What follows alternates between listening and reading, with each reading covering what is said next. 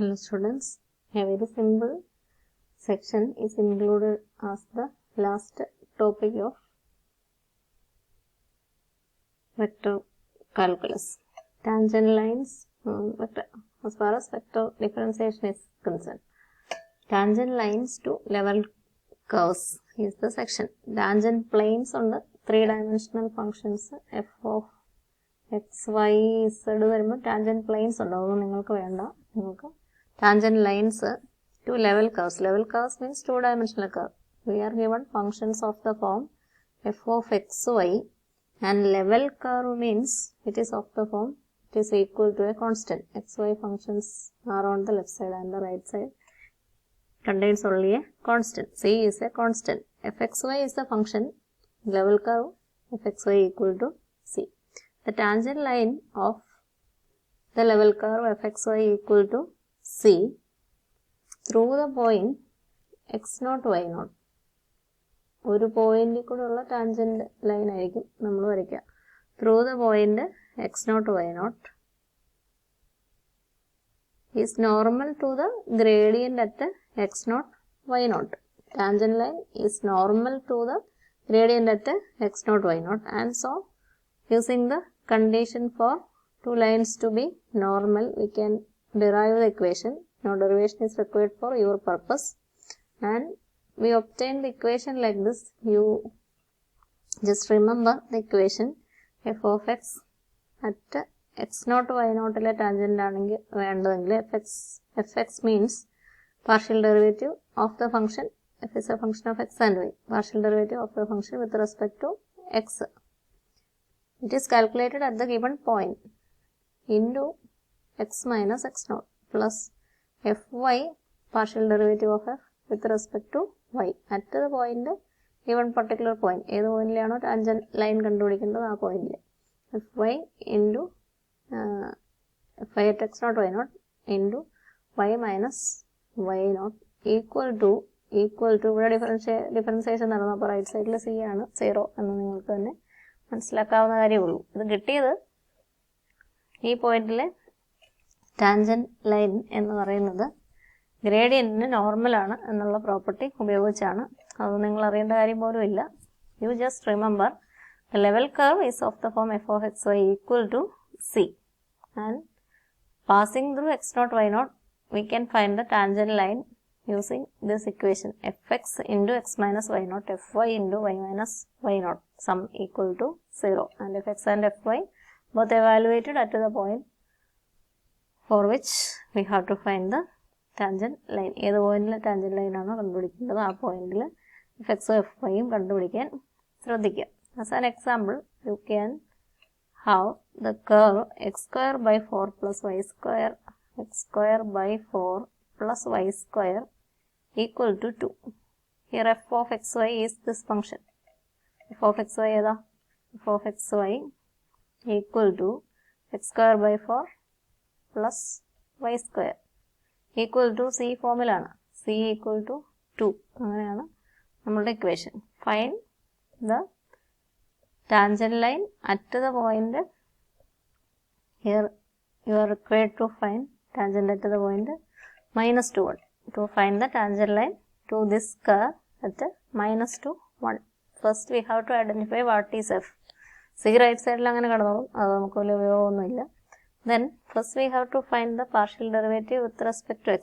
fx equal to dou f by dou x ആണ് fx എന്ന് നമ്മൾ ഡിനോട്ട് ചെയ്യുന്നത്. Equal to x square by 4, 1 by 4 constant, x squareന്റെ derivative 2x by 4 അല്ലെങ്കിൽ x by 2 ആണ് അതിൻ്റെ derivative. And fy similarly dou f by dou y equal to x square by 4 fy, x is treated as a constant, അപ്പോൾ ഇവിടെ ഇല്ല, y squareന്റെ derivative 2y മാത്രം എഴുതിയാൽ മതി. Then we have to evaluate the derivatives at the point at which we find the tangent. ഏത് പോയിന്റിലാണോ tangent കണ്ടുപിടിക്കേണ്ടത് ആ പോയിന്റിൽ ഈ fx fy എഴുതണം. fx at ഏതാ വേണ്ടത്? -2, 1 നമുക്ക് കാൽക്കുലേറ്റ് ചെയ്യണം. fxന്റെ ജനറൽ എക്സ്പ്രഷൻ x by 2 ആണ്. -2, 1ൽ എവാലുവേറ്റ് ചെയ്താൽ x equal to -2 divided by 2 equal to -1. fy general expression 2y ആണ്. അറ്റ് -2 1 fy ഈക്വൽ ടു 2yയിൽ 1 കൊടുക്കുക, 2 × 1 ഈക്വൽ ടു 2 എന്ന് നമുക്ക് കിട്ടും.